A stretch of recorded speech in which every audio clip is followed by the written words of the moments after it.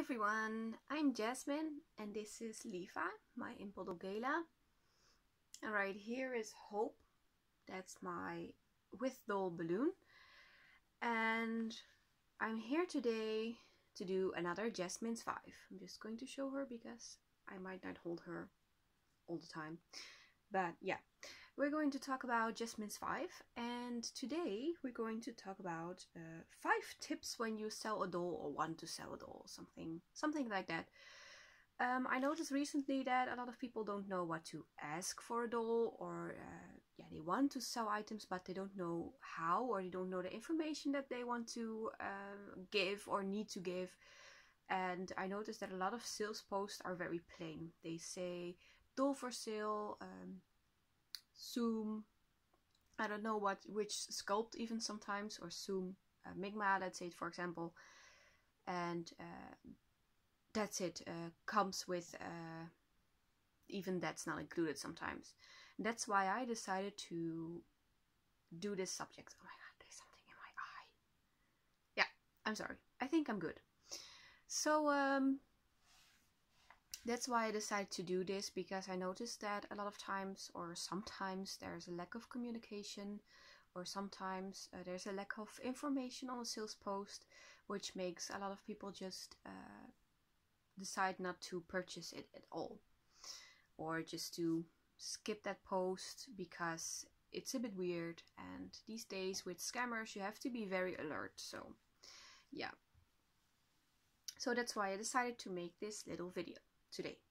So 5 tips when you sell a doll. 5. And we are going to start with the start, and that's checking the value. A lot of people don't know what to ask for a doll. If you already know this, you can skip this step. If you already know exactly what you want for it, my tip is don't ask the new price unless you have a very wanted doll, like a Fairyland, for example. Those are very loved, so they will sell for a new price as well. But mostly only limiteds go for a new price or higher. Then you could consider making a higher price because they have a very loved artist face up. But personally, I don't know about that. It really depends on the face up, and maybe the other person wants to wipe the face up, not swipe, but wipe the face up. So what I do to check the price is I usually check out Den of Angels first. If you don't have a Den of Angels, you can check the Facebook groups and check on there if there is, you will type into the search bar your sculpt and the company, and then you can see if there's another one for sale and what they ask for it. Not for every doll the same, there is a value available. If there's not, I just add the price that I would like to have for it. Mostly it's on the higher side, and then I will decide that maybe I will lower the price down if really no one is interested. But that really depends. You can always lower the price down. A price is something that is really important, of course, but you never should be ashamed whatever you ask, even if you want a new price but the doll's not new. If that's what you want, this is just a hobby, so people are not forced to buy it, so you should be comfortable with the price you ask. I usually take off some price from the new price, off some money from the new price, because it's not a new doll. Then you can just buy it at the company, or it's only like that mostly with limiteds. So the next thing, when you have a value, then the information is very important. If you make a sales post anywhere, the following information is very important. I made a list because otherwise I would forget it. So I made a list. The yellowing, you need to see if the doll is yellowed. Every doll yellows, so basically only when you just got them straight from the company and decide no, that's not it, then it's not yellowed. But otherwise than that, if you have a doll a year, even though it's always in the box, it's already yellowed. That's the process of the resin. So yeah, so keep that in mind. If you don't have anything to compare it with, just say I don't notice any yellowing. He is like 1 or 2 years old. I know he probably yellowed a little bit, but I don't have anything to compare it with, and he doesn't look, for example, normal pink skin is still pretty pink. Also check if there's uneven yellowing, which is also very important. And how old the doll is, you at least know if you're the first owner or not the first owner. That's something you can, yeah, give as information, let's say it like that. So next to the information, then you have someone who's interested, someone who says, yes, that's the doll I'm looking for, I want to buy that doll. Then you're like all hyped up and all happy. What I then usually do is first, what's the next important one? That's communication. A lot of people, when they sell a doll, they're very active until someone has paid it off.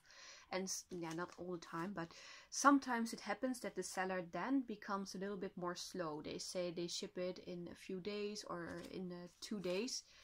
To me, that's fine. Of course, I would like to have it shipped right away, but that's not always possible.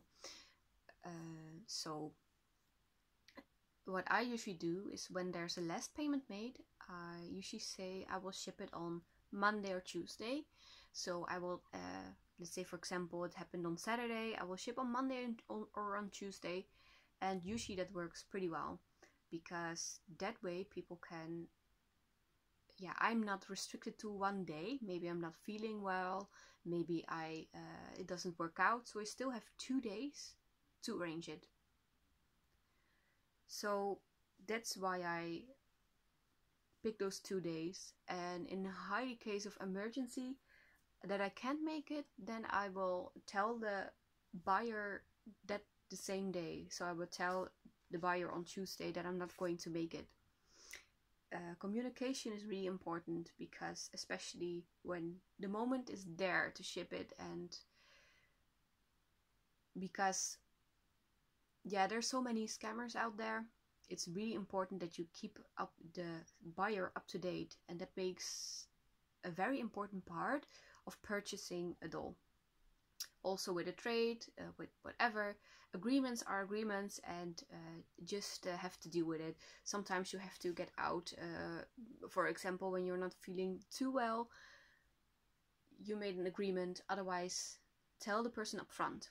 A lot of times I notice that when someone is late with shipping, you have to ask them yourself as a buyer, and that's something that's really annoying. Last time, or a few times ago, I had to wait for 3 days for my answer, 2 days, and that's a bit stressful. So yeah, keep checking your messages and keep checking up if there's anything new. You as a seller are responsible to reply to every message as soon as possible, because that gives the buyer a comforting feeling, and maybe that person will purchase more from you one day, or I don't know, maybe the person will spread the word that you're a good person, and you had so much fun dealing with you as a seller. So I think that's very important.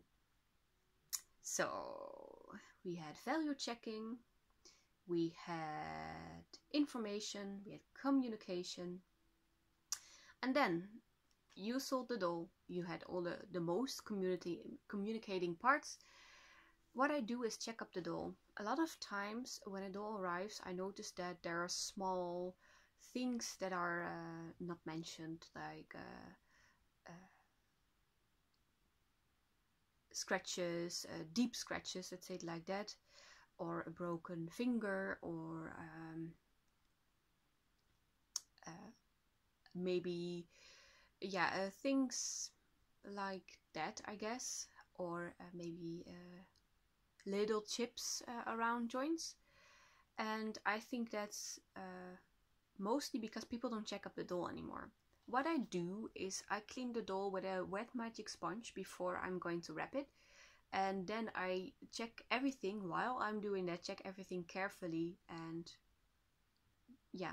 do the last check to see if everything is alright. Sometimes I find some small things, some small errors that I didn't see before, and then I will mention that. Of course, I will communicate with the buyer, and 9 out of 10 times they don't mind because they knew upfront. So checking up, and I do it. I clean the doll with a wet magic sponge, and yeah, that's when I check up the doll. So next part, that's the most important, or well, one of the most important. I think communication is the most important part. The most important part, yeah, about packing is pack up your doll well. Resin dolls are fragile. They really need some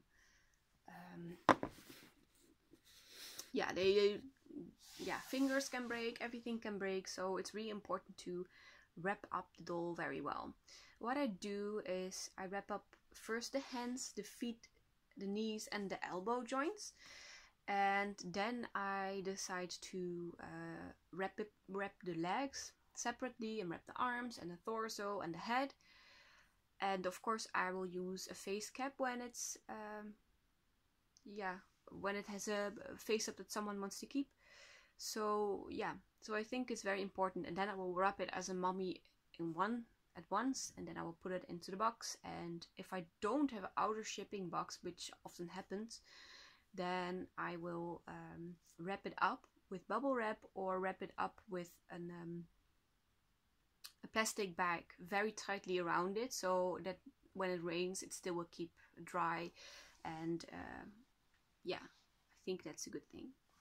By the way, I'm not finished yet, because I forgot to tell you more about the information, because I said I only talked about how old and yellowing and damage, but of course it's very important to also tell what does the doll come with. Mention, for example, if they come with a certificate or a box, or if they don't come with it.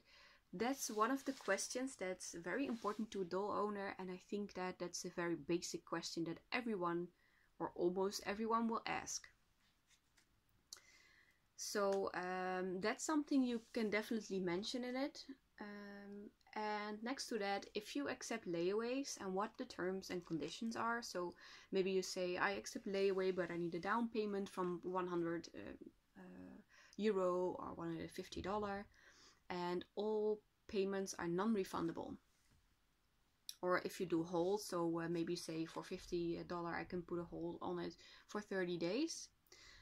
If you want to split the item, so if you want to sell the body and head, for example, separate, or I don't know, something like that, and split prices. And what is very important is that you know the sculpt and the company where it comes from. I think I might have mentioned that, but I'm not quite sure. So I thought I should do it again anyway. So yeah, of course there's a lot of more information you can add. You can add why you're selling the doll, but those are things that it's not necessary. Just try to gather as much information as you have, and make pictures of parts that are broken or damaged, or try to make pictures of it so people are aware where it's broken, and they can decide for themselves if they're still interested in the object or not. So I think this was it. I think I didn't forget that much, but yeah, basically when you sell a doll, what you do is make a good sales post, add everything in there, everything you know of the doll, and keep up your information, keep checking the website that you're on for new messages, and reply. Oh, that's also something. Often you see that sellers don't reply, but they read it. Just, if you are a seller, the best thing you can do is just say, I'm sorry, I'm not I'm not at home, I will reply in 1 or 2 days, or when you're ready to reply, of course. But often you see that they read it and didn't do anything with it. I don't know what that is, but I think it's quite strange. So my advice to the sellers who do that is shoot a message and say, yeah, say that you are willing to or want to reply later. Maybe you're at work or you're not at home the whole weekend, so yeah, so that way the buyer doesn't have to worry. Because like I said, there are a lot of scammers out there, and it's hard to buy, especially from Instagram and Facebook. So yeah, so I think that's a good thing to do. So we're going back to the list of 5 tips when you sell a doll. 1. Check your value. So check out the prices on other websites.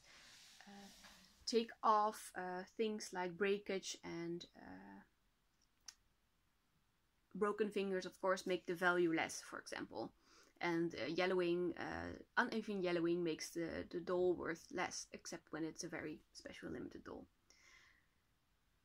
Then next one is information. Make a good sales post.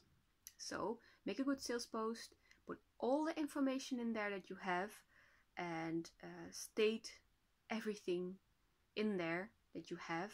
Don't just put out a doll for sale and put 4 random pictures. Make good sales pictures. I didn't say that, but make good sales pictures. Doll naked, doll in clothes. Try to do it like that.